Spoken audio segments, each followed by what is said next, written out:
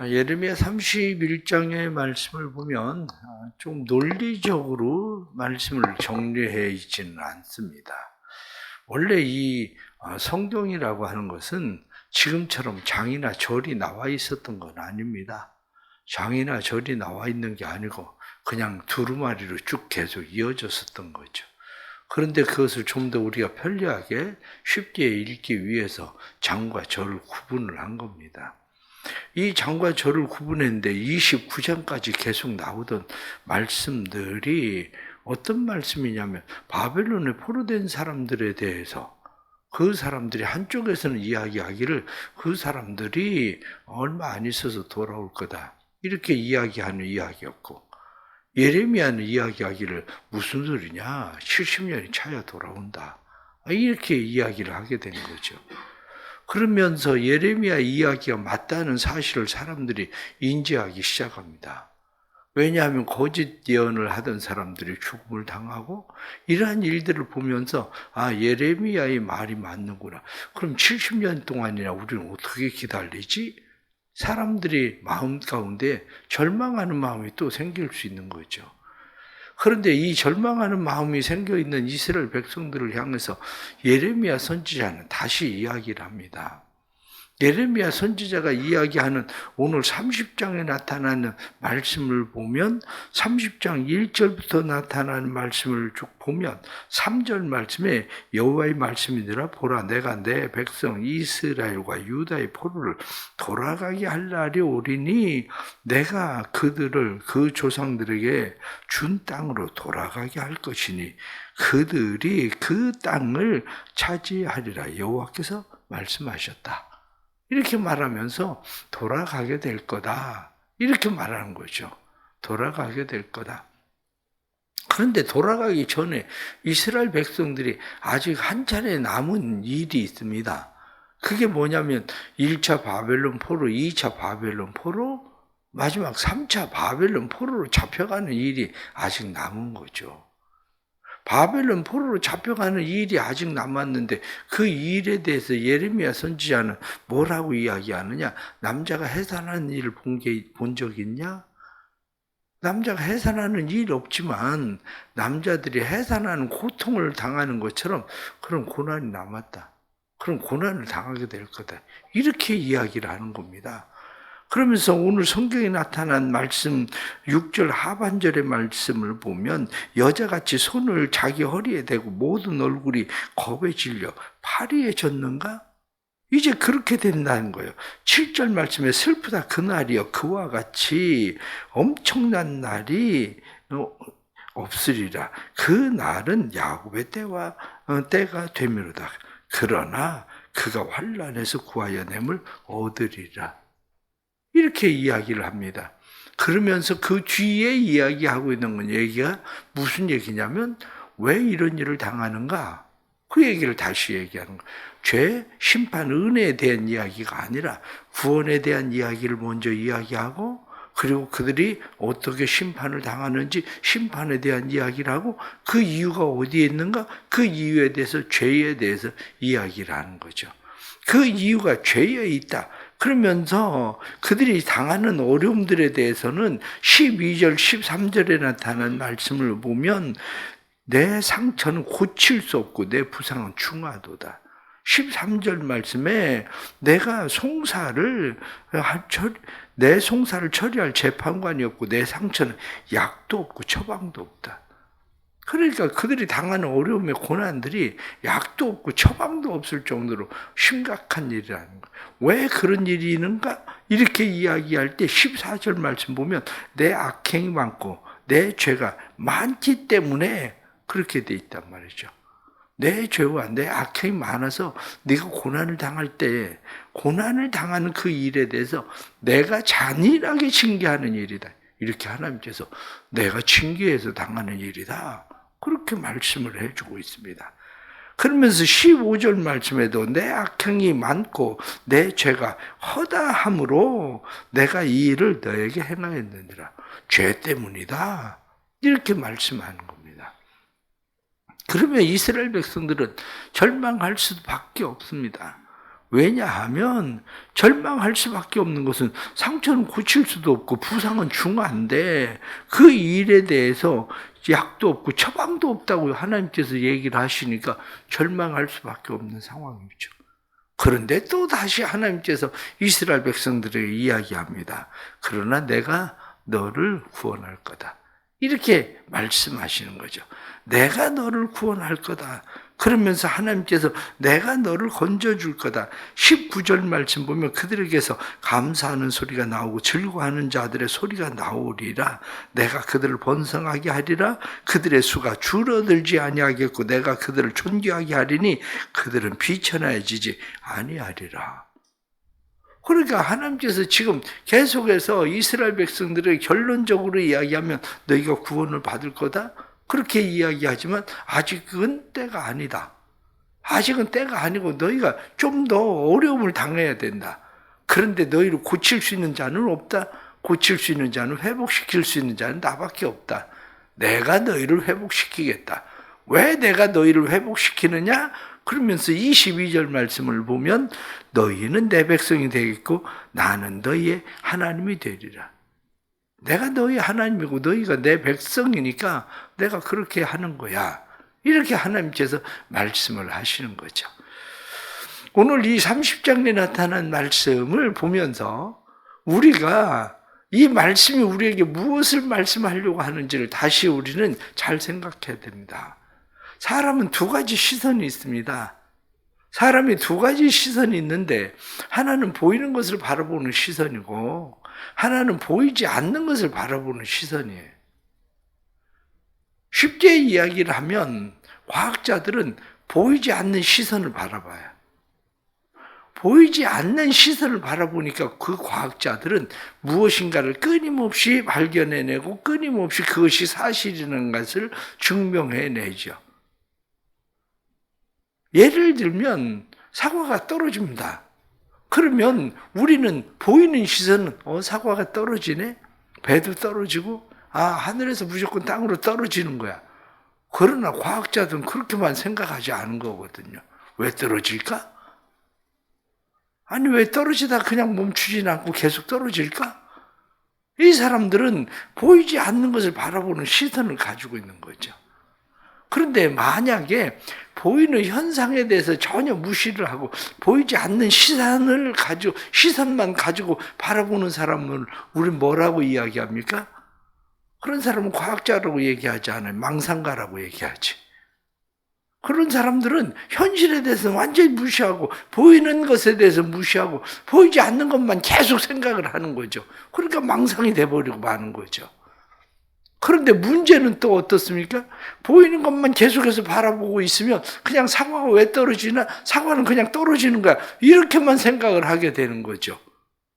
그런데 보이지 않는 것을 바라보는 사람은 만유인력의 법칙에 의해서 지구가 잡아당기는 힘이 있었구나.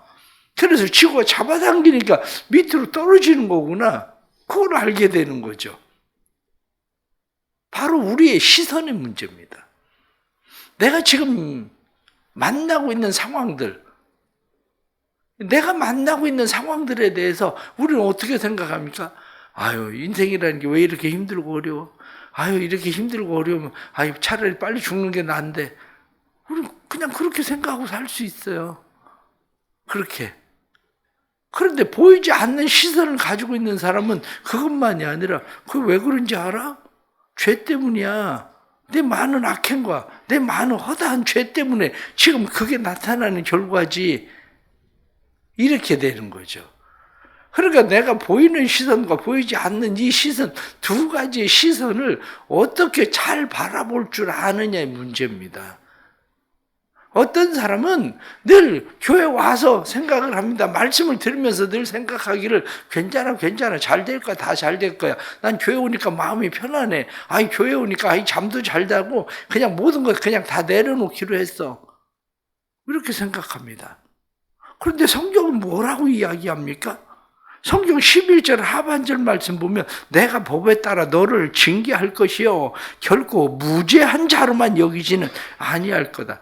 내가 너를 징계하고 경계하고 이러는 것은 내가 네가 죄를 지어서 그런 건데 그럼 내가 너한테 죄 없어. 그냥 없던 일로 해줄게. 아무 일도 없을 거야. 괜찮아. 내가 너한테 그렇게 얘기하는 하나님은 아니야. 다 네가 저지른 거잖아. 네 악행 때문에, 네 허다한 죄 때문에 이게 일어난 일인데 그냥 없던 일로 하자고? 하나님께서 말씀하시기를 뭐라고 이야기하냐. 내가 법대로는 해야지. 법대로는 해야 되는데 내가 깎아줄 수는 있지. 사면해 줄 수는 있지. 근데 무지한 자로 여기진 않을 거야. 이렇게 말씀하신단 말이죠. 그런데 의외로 많은 사람들은 이 두 가지 시선을 잘 갖지 못하니까 사람들의 마음속에 생기는 것이 어떤 거냐면 그냥 뭐 교회 나왔으니까 이제 뭐 하나님 알을 다 하시겠지 뭐.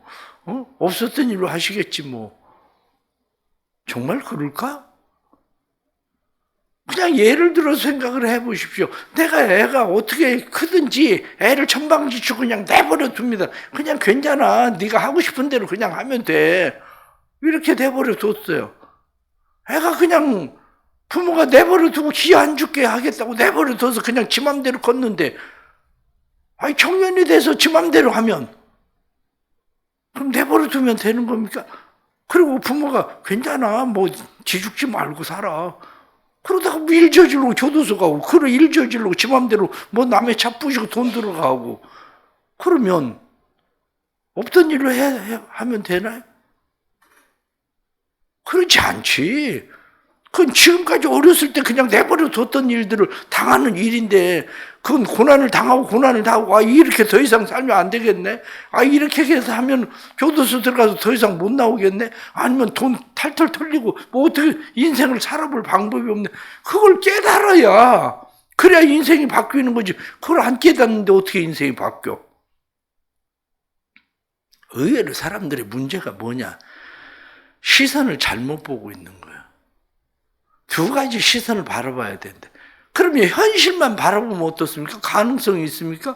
현실만 바라보면 성경이 나타낸 말씀처럼 내 상처는 고칠 수도 없고 내 부상은 중하도다.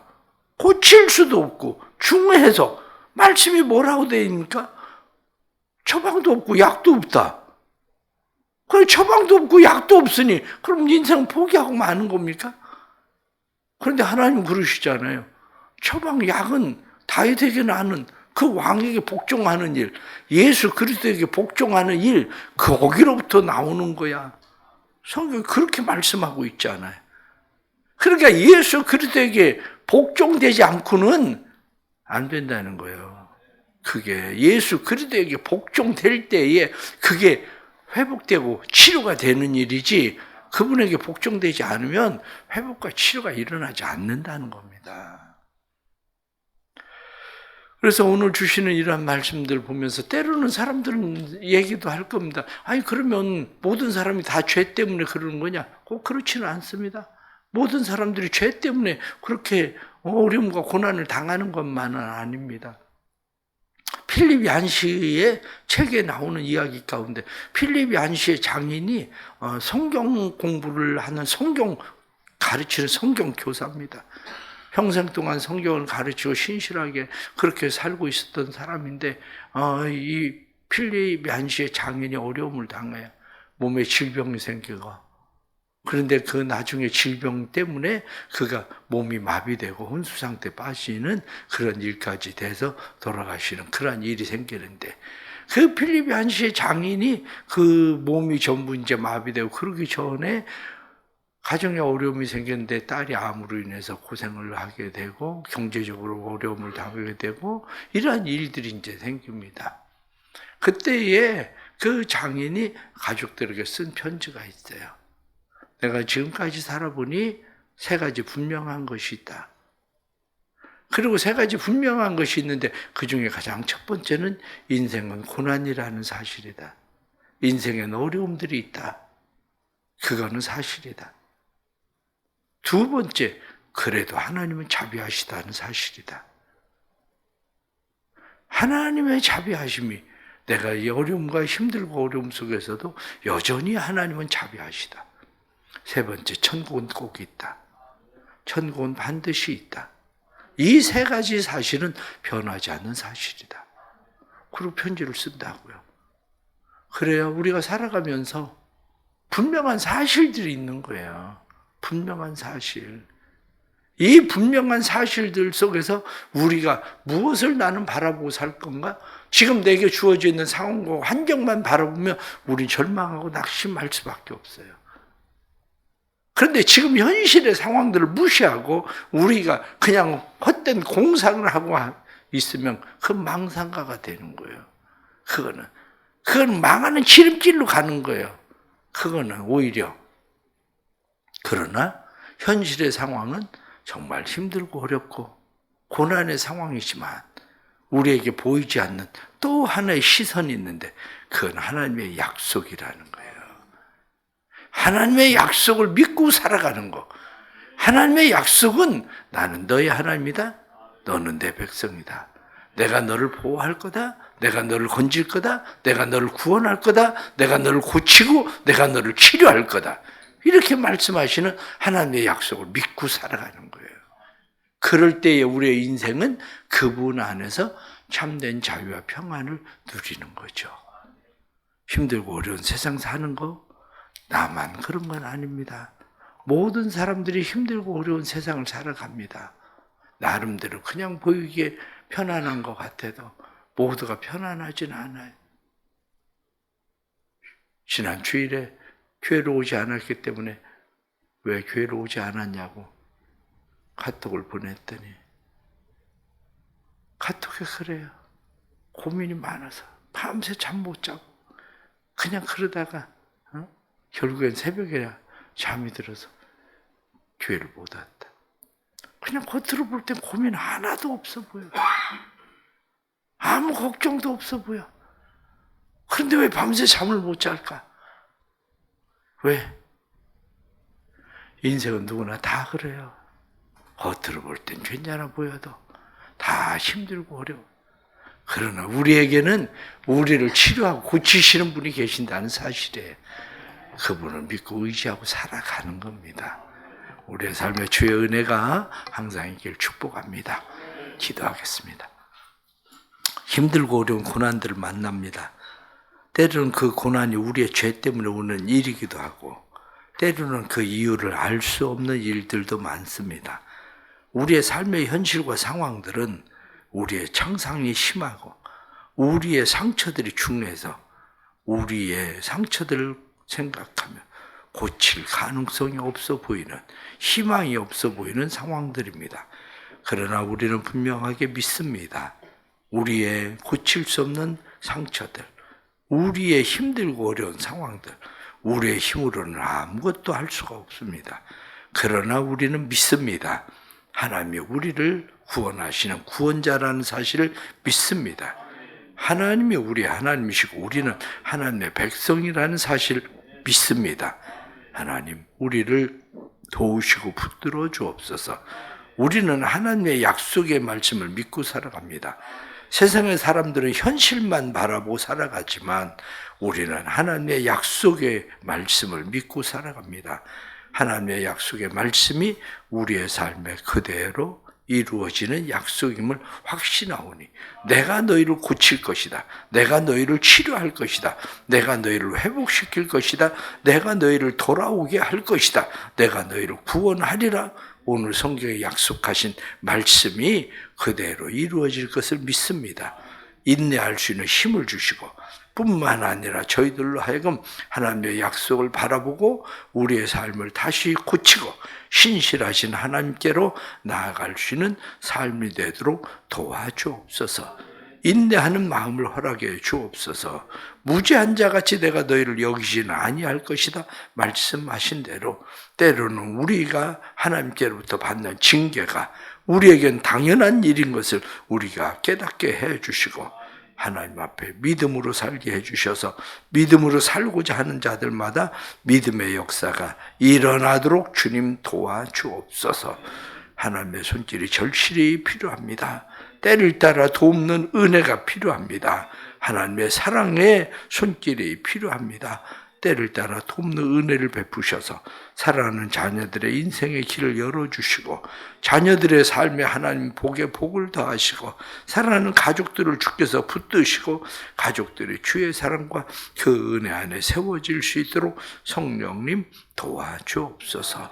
오늘도 진리 안에 세우시고 진리의 거룩함으로 충만한 하루 되도록 도와주옵소서.